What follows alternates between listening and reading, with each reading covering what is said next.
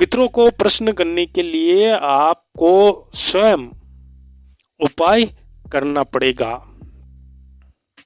अगर आप स्वयं उपाय नहीं करेंगे तो आपके पितर आप पर भी रुष्ट होते रहेंगे।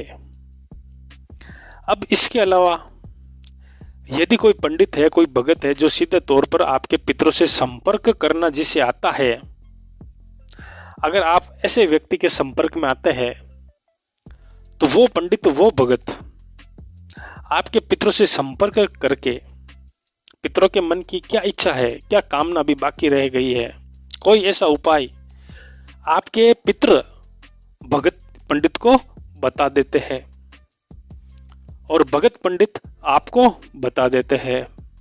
और आप यदि वो उपाय कर लेते हैं तो आपके घर के पितर उस भगत पर भी प्रश्न होते हैं, उस पंडित पर भी प्रश्न होते हैं और आपके ऊपर भी प्रश्न होते हैं।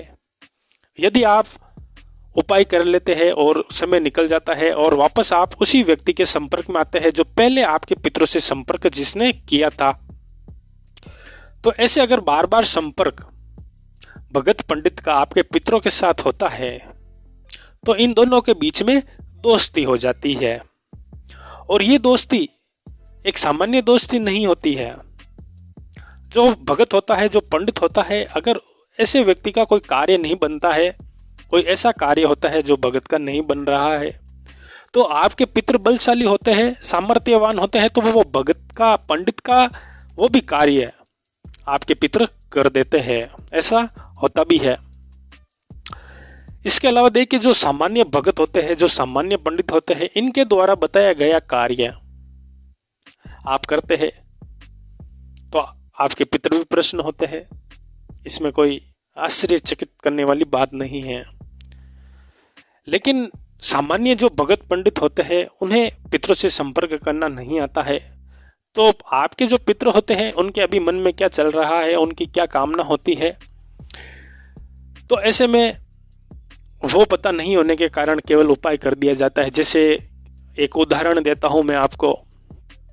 एक व्यक्ति के पितर यदि वो स्थान मांग रहे हैं, आपको पता नहीं है, और आप किसी ऐसे सामान्य भगत या पंडित के संपर्क में आते हैं और उन्हें बताते हैं कि हमारे घर में कष्ट है, तो वो बताता है पितरों के कारण कष्ट है और आप तर्पण कर दीजिए। अगर आप तर्पण कर देते हैं तो क्या लाभ होगा आपको लाभ क्या होगा?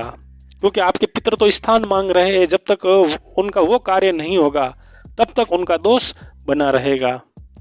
तो इसलिए सामान्य भगत पंडित जो होते हैं उनके द्वारा बताया गया उपाय करना भी चाहिए, ऐसा नहीं है, उनका मार्गदर्शन में चलना भी चाहिए। लेकिन जो संपर्क करने वाले भगत पंडित होते हैं वो थोड़ा सा अलग होते हैं, वो पितरों से संपर्क करके बता देते हैं, तो उसके अनुसार किया गया कार्य अचूक तरीके से लाभ प्राप्त करा देता है।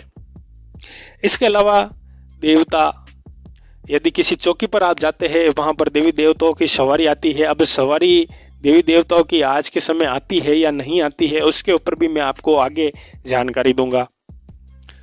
अब किसी स्थान पर आप जाते हैं जहां पर चौकी लगी हुई होती है, तो वहां पर जो शक्ति होती है, वो शक्ति अगर चाहे, अगर आप सच्चे मन से अरदास करते हैं तो वो शक्ति आपके पितरों से सीधे संपर्क कर लेती है और आपके पितरों की जो इच्छा होती है वो भगत को बता देता है, शक्ति भगत को बता देती है और भगत आपको बता देता है, तो उसके अनुसार भी आपके पितर प्रसन्न हो जाते हैं। क्योंकि देवता और पितर दोनों एक शक्ति है, तो आसानी से चौकी पर भी ये कार्य हो जाता है।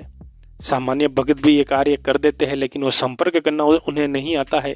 और संपर्क करने वाला जो पंडित होता है, जो भगत होता है, अगर आप ऐसे किसी व्यक्ति के संपर्क में आते हैं तो आपके पितरों की जो इच्छा होती है वो भगत को आसानी से पता चल जाती है और भगत आपको पितरों का कार्य बता देते हैं और वो कार्य अगर आप कर देते हैं तो आपके पितर प्रसन्न हो जाते हैं।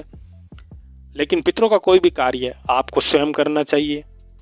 कोई पूजा है, कोई हवन है, कोई तर्पण है, तो जहाँ तक हो संकल्प लेकर स्वयं करने की कोशिश करे, नहीं तो किसी महंत, किसी पंडित, किसी भगत के माध्यम से करवाए, तो आप वहाँ रहकर साथ में बैठकर वो कार्य संपूर्ण करें ताकि पितरों का आशीर्वाद आपके ऊपर बना रहे।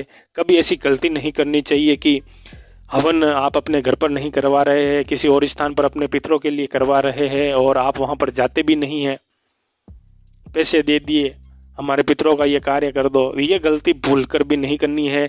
जितना ज़्यादा आप श्रद्धा भाव प्रेम भाव अपने पितरों के लिए रखेंगे, आपके पितर उतने ही आपके प्रति झुकते जाएंगे, ये मानकर चले आप, ये मानकर चले आप। तो हमेशा इस चीज़ को ध्यान रखना है। तो मैं आशा करता हूँ इस जानकारी से आपको अवश्य लाभ होगा, अवश्य आपका मार्गदर्शन होगा।